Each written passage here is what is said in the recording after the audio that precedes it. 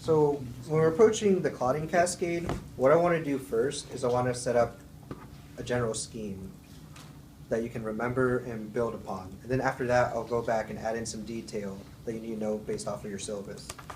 So when you're starting up a clot, you have to keep in mind that the end game is to create this meshwork of fibrin that'll connect your platelets, connect all your cells, and make a very stable clot. So at the end, you want number one. Number one is fibrin. Keep that in your head. If you're on your test and you're trying to figure out what you're trying to do at the end of the day, just chant to yourself, fibrin's number one. Fibrin's number one. Don't forget that.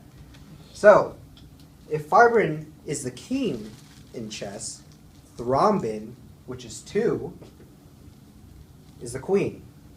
So thrombin, like the queen, has a lot of different effects, but at the end of the day, it supports fibrin, all right? So the queen can move horizontally, diagonally, can go all these different places and directions. Thrombin can do a lot of cleavages, but its main important purpose is setting up this fibrin, okay? So 1, fibrin is king. 2, queen is thrombin, all right? At the center of this pathway, you have 10. You want to start off with a perfect 10, all right? Start off with a perfect 10, end game, number 1, fibrin's number 1, all right? So what's in between 10 and 2? Just divide 10 by 2. 5. So you can see here, these are all divisors of 10. 5 times 2 is 10, 10 times 1 is 10, all right? So now all of a sudden, I've set up this pathway, which is your common pathway. All right? So it's your common pathway because the 2 pathways before it combine, and you know that they're going to combine because at the end of the day, you're trying to get fibrin. So those 2 pathways come and meet at this crossroads and come down the common pathway. Okay? So you also have lucky number 7. Number 7 is so lucky that you're going all in on it. That's the numbered factor on this side, lucky number 7. You put TF under it. It's like a touchdown in football. Let's assume you kick the extra point. You're going to get 7 points, touchdown in football. So on this side, you have 7 from touchdown in football. Factor 7, tissue factor. Okay? And you know how they say beauty's only skin deep? That's because they're saying that there's less factors that contribute to your exterior beauty. So this is the extrinsic pathway because there's less factors in the exterior or the extrinsic pathway. Let's move over here. And I don't know a good way to remember 12, but you start with 12, okay? So you start with 12 and you count down. 12, 11, you already have 10, 9, 8, you already have 7. Okay? You're counting down 12, 11, 9, 8. This has more factors, so beauty's really on the inside. So this is your intrinsic pathway. All right? So you have your intrinsic pathway on this side, you're counting down. You have your extrinsic pathway, less factor 7, TF, touchdown football, which meet together in this common pathway, 10, 5, 2, 1, fibrin's number 1. Okay? This is a very basic schematic that whenever you're on a test, you're trying to remember which number goes where. If you just drew this out real quick, it would save a lot of confusion. All right? Once you have this base developed, then you can add some detail. Okay? So, off of this general schematic, you have to realize that the number means something. The numbers themselves are actually an equation that you have a cleavage of a factor. All right? So, where I write 10, I'm really saying 10 cleaved into 10A. And then 10A goes on to be a part of the cleavage downstream. Right? So this is just a very simple, I wrote 10, but really, remember, it's 10 to 10A. Okay? I'm going to add some parentheses. What do these mean? These parentheses mean they're cofactors. They're cofactors for the one above it. So 5 is a cofactor for 10. 8 is a cofactor for 9. Okay? This is very important, as I'll get to when we get to the degradation of your clotting cascade. All right? Another thing I want you to remember is 2, 7, 9, 10, CS. 2, 7, 9, 10 CS. Everyone say that. 2, 7, 9, 10 CS. 2, 7, 9, 10 CS. It should just roll off your tongue, okay? You should be able to say this over and over and over because of its importance. These are the factors that require a glutamic acid residue, which is generated using vitamin K. All right? So these are vitamin K dependent factors. What's the importance of that? Well, if you're deficient in vitamin K, you're going to lose out on these factors. If you have rat poison or warfarin/coumadin, which are antagonists of recycling of vitamin K, you're going to lose out on these factors. All right? So 2, 7, 9, 10 CS, this is incredibly high yield. Now I said we're going to get to degradation of these factors, right? So degradation comes by a few major routes. So if you're trying to break down your cofactors, it says 5 and 8, that's activated protein C. Okay? Let me use a different color. So if I take activated protein C with its cofactor S, I'm going to degrade the cofactors 5 and 8. All right? What activates protein C? Thrombomodulin.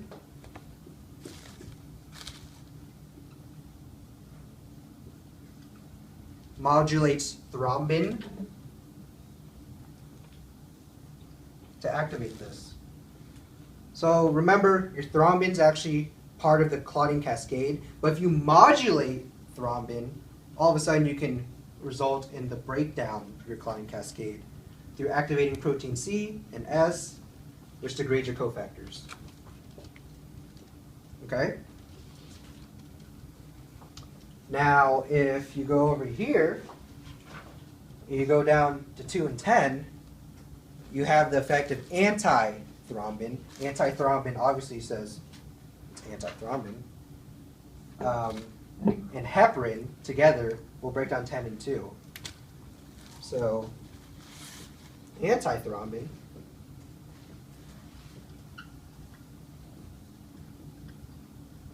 plus heparin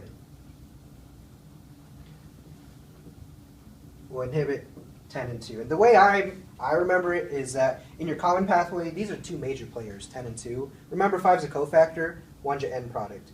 10 and 2 are your major things that are like really at work. If you break those down, you'll stop the clotting cascade, right? That makes sense to me, okay? So antithrombin 3 plus heparin will break down 10 and 2.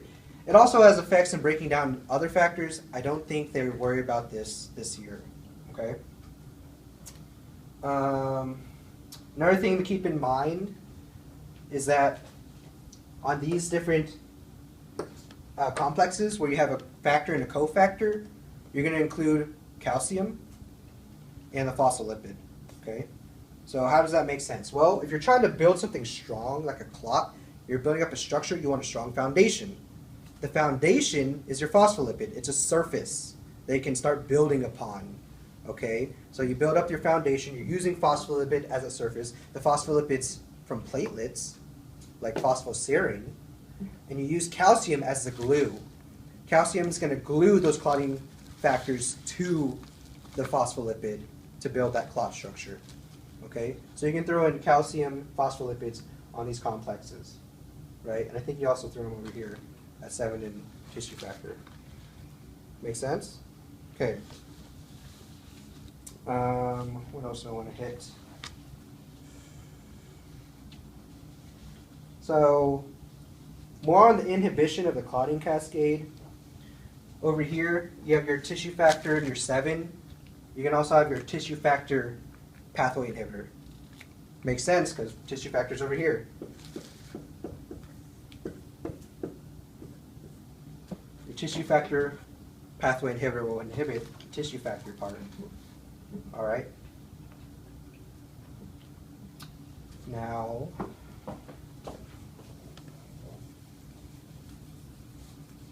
I can also degrade a clot, remember?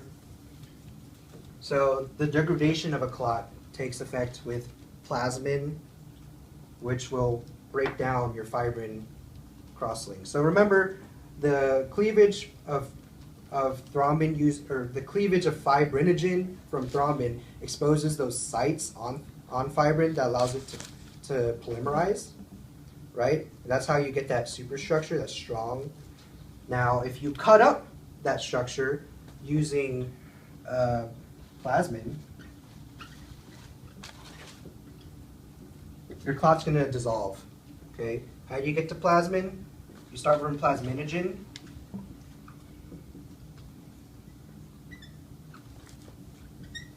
What's going to activate it is tissue plasminogen activator.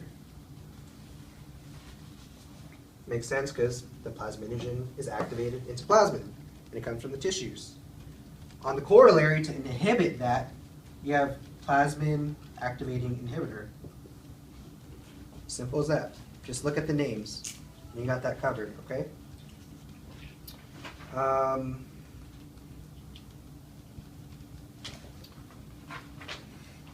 Over here, recognize that tissue factor is an important component to initiate the extrinsic pathway.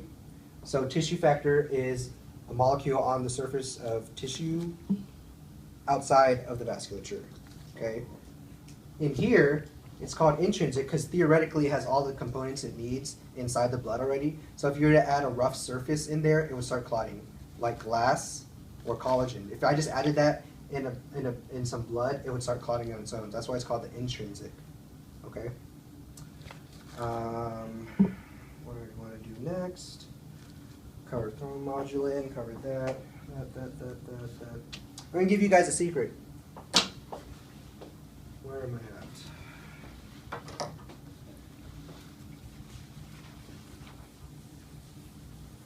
Secret is you have your hemophilia A. It's really hemophilia 8 for factor 8. So I have a hemophilia A. I have a deficiency in factor 8. All right. Hemophilia B. Well, B is after A. 9's after 8.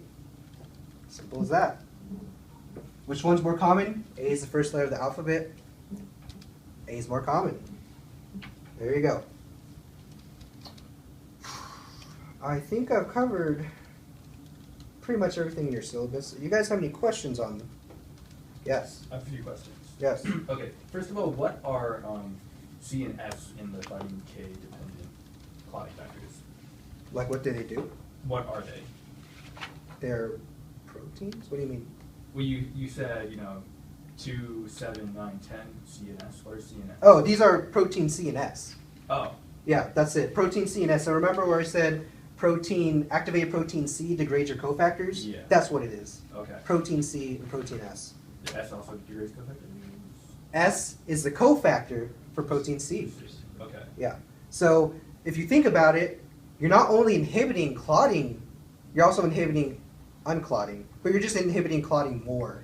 Mm-hmm. That's how the warfarin works. Okay. Thanks. Second question. There's some pathways that we talked about how thrombin can actually accelerate by activating, I think, 5, 7, and 9, I think. Are those relevant to? So the whole concept behind that is it's a positive feedback mechanism. So you activate downstream, you're going to come back up and you're going to activate 5, you're going to activate the 7 and all that. So it's going to be more and more active, and that's going to form your clot itself. As far as questioning on the test, I think that's a lower yield, asking which exactly it'll activate, but I think it's higher yield to remember that thrombin doesn't, like I said, thrombin's like a queen. It doesn't just activate one, which is the king. It does a lot of different effects. Thrombomodulin causes it to degrade, remember? But it also can have the positive feedback roles, activating your 5A and stuff like that. Okay. Okay. And finally, sorry, we talked about phosphoserine Yes. being on the platelet membrane. Yes. So it was kind of brought up that it's normally clustered on the cytoplasmic side, and Yes. once it gets flipped out is when it can really start assembling Yes. these complexes. How does that flipping happen? Activation of the platelets. So Uh-huh. remember, when you have your binding of thromboxane A2, ADP, stuff like that, it Right. activates the platelet. That's part of the process. It flips the serine, the phosphoserine moiety out to the extracellular surface. So now all of a sudden your clotting cascade can bind onto that surface and start forming that strong structure. So that's kind of the intersection of the clotting and the coagulation. Kind of. That's part of it, yeah. Can we talk about what enzyme catalyzes that? What Do we have to know- enzyme? or like how the phosphoserine gets? Flip-base. It's just flip-base? Okay. I don't think that's fully understood though. Okay. Flip base itself, it's like a crazy Some molecule that switch does gets stuff. flipped Yeah. and it gets, okay.